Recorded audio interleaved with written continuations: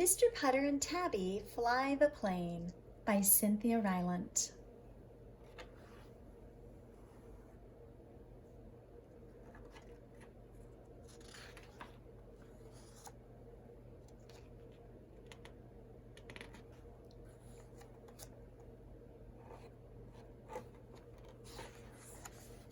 Chapter 1, Toys. Mr. Putter loved toys. He was old, and he knew that he wasn't supposed to love toys anymore, but he did.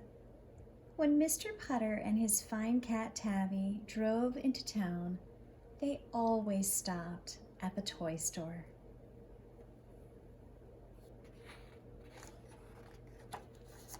Tabby was not happy at the toy store. She was old too, and her nerves weren't as good as they used to be. The wind-ups made her twitch. The pop-ups made her jump.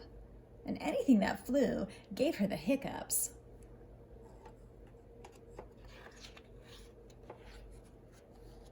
But Tabby loved Mr. Putter, so she put up with all of it. While she twitched and jumped and hiccuped, Mr. Putter played with everything.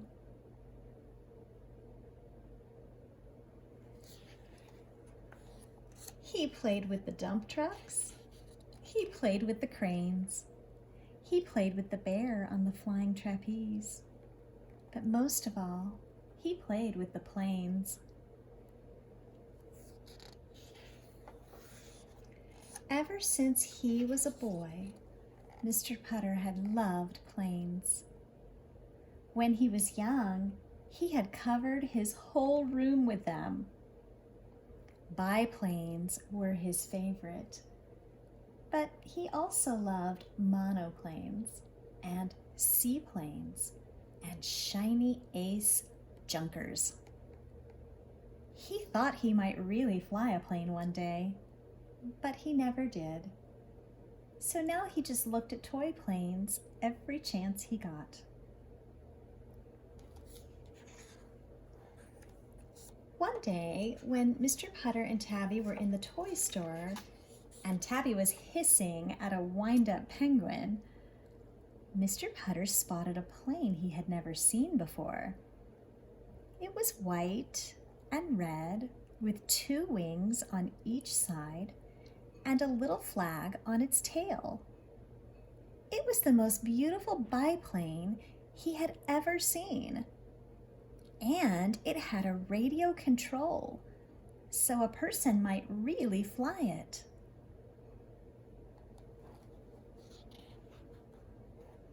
Mr. Putter was in love.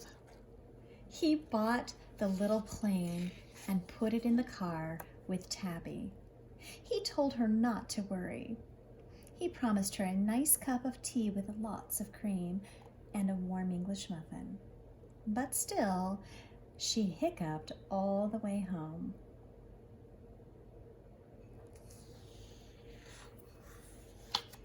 Chapter 2, The Little Plane. Mr. Putter kept his promise. He gave Tabby tea with cream and a warm English muffin. Then together, they went outside to fly his new plane. Tabby had stopped hiccuping, but only because she was full of tea. She still didn't like Mr. Putter's plane. Mr. Putter sat on the grass and read all the directions. Then he put the plane on the grass and stepped back and pressed the start button. But the plane did not start. It just rolled over and died. Tabby purred. Mr. Putter ran to the little plane. He set it right again. He told it to be a good little plane. He stepped back and pressed the start button. But the plane did not start. It fell on its nose and died. Tabby purred and purred. Mr. Putter ran to the plane. He brushed the dirt off its nose. He told it to be a brave little plane. He stepped back and pressed the start button. But the plane did not start. One of its wings fell off and it died. Tabby purred and purred and purred. But poor Mr. Putter was so sad. He picked up his little biplane. He told the plane that it was all his fault.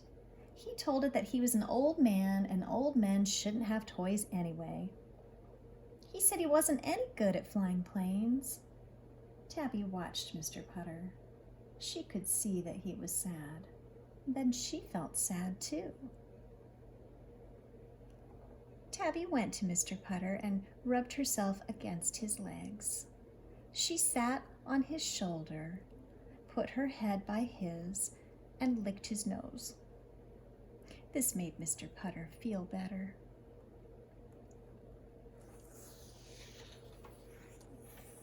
He decided to try again. He fixed the wing. He set the little plane on the grass. He told it that he and Tabby knew it was the best plane in the world. Then he pressed the start button. The little plane choked. The little plane coughed. The little plane gagged. But it didn't die. It warmed up and began to sound better. Then slowly, it rolled across the grass. It picked up speed. And then it flew. It flew high into the blue sky. Mr. Putter cheered. Tabby purred and hiccuped.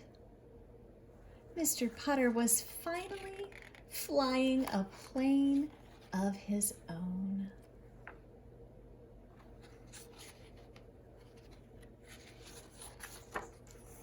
Chapter 3, The Boy.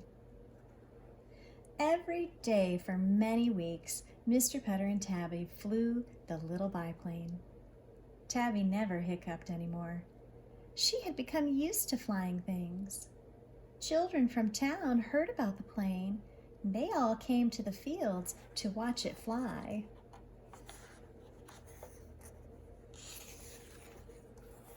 Mr. Putter loved this. He liked the company. He let the children take turns flying the little plane, and he felt like a proud grandpa. One boy he liked best of all. The boy was a little shy, a little clumsy, and a little forgetful, just like Mr. Putter. But whenever the boy flew Mr. Putter's plane, he wasn't shy or clumsy or forgetful at all. He was strong. He was sure. He was happy.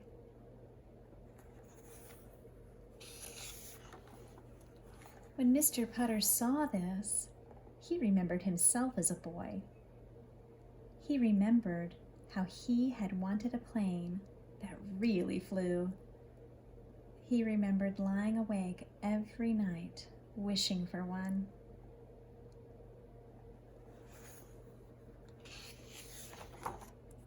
Now Mr. Putter had his plane, but he was old. He didn't need it as much. He had Tabby, and she was everything he needed. So one day, he gave his little biplane to the shy, clumsy, forgetful boy. The boy became a hero among the other children.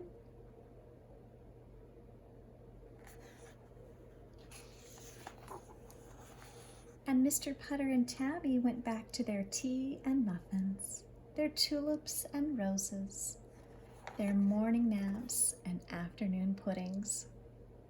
And sometimes, when they were out for a walk together, a proud little biplane flew high above their heads.